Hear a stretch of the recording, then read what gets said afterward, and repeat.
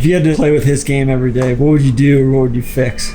I'd probably take 2 weeks off and quit. Oh, come on. No, he's a good player. He's a good player. I think that's a little too hard. No, that's a bullshit response. That is. I'm not going to accept that.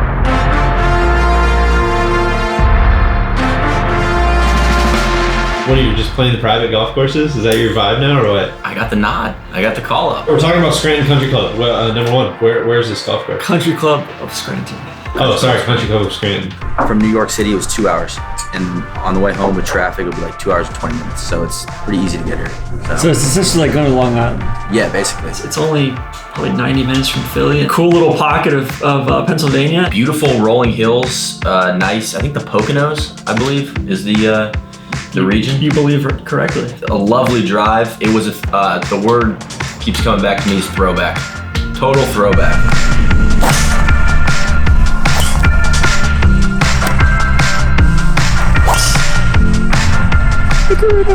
Built in 1923. They actually have 27 holes. The other 9 was added after the fact.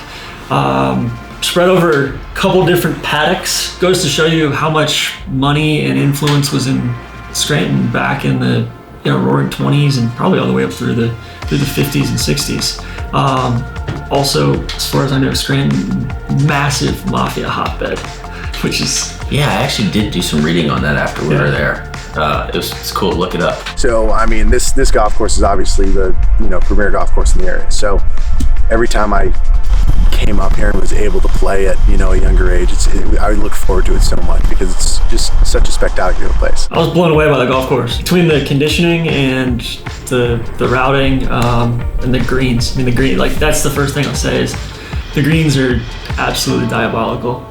There's elephants buried everywhere. Very, very tricky and speedy greens. I don't think I made a putt all day. There's a lot of internal contours that are kind of outshined by the external stuff, but the more and more you played it 3 times and on the 3rd go around, I was like, man, I need to pay more attention to that than this big one over here.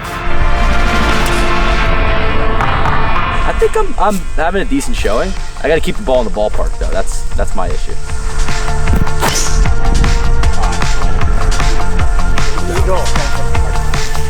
You hit the dude in the gator up there?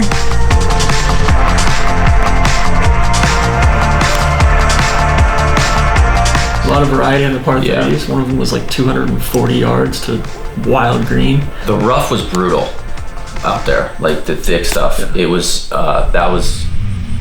that showed some teeth. So it's a hard course. I guess it helps. We were playing with Brandon, and I think everything's pretty much drivable for him.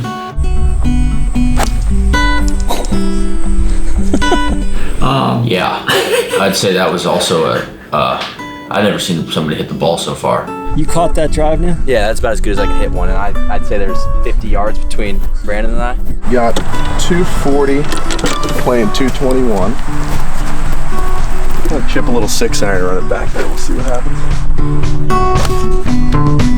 Number 3, par 3 at the back of the property was just a crazy green.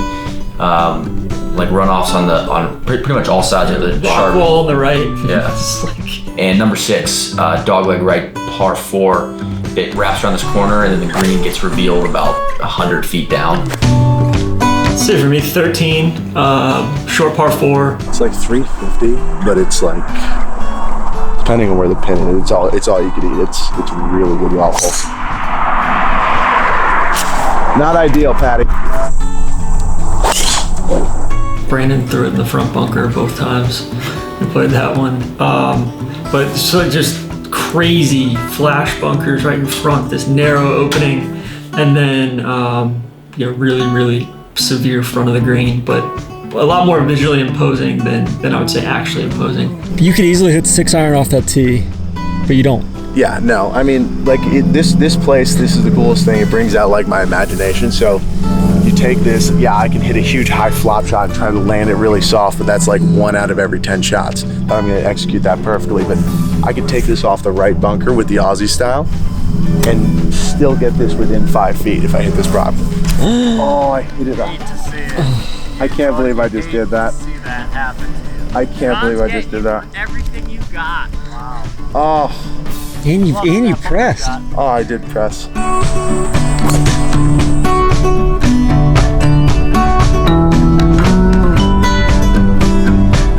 A low round out here.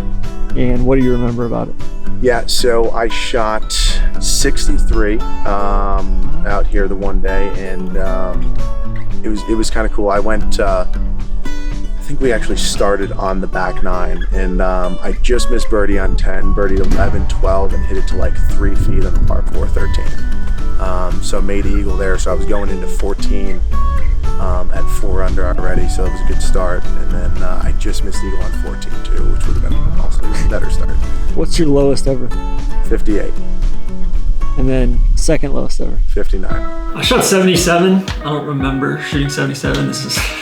You gotta remember this was back in the fall. I think I just made a few birdies. I do remember that. And then the second, third go around, I think we played a couple different formats and some alt shot stuff. 86. It was a tough day. Committee points. I'm gonna remember the greens and the flash face bunkers. Yeah, cool place. Seems like they've got some good momentum going as far as great superintendent, some good leadership there. I know this is a cliche, but I'm gonna probably remember the shower.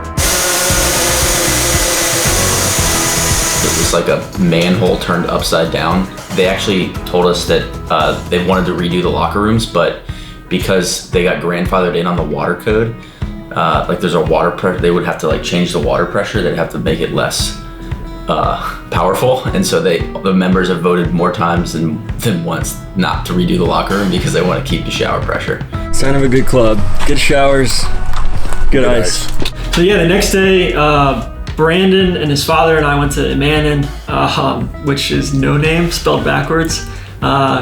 Basically a homemade golf course. Some local guys just got together and kind of built this place themselves.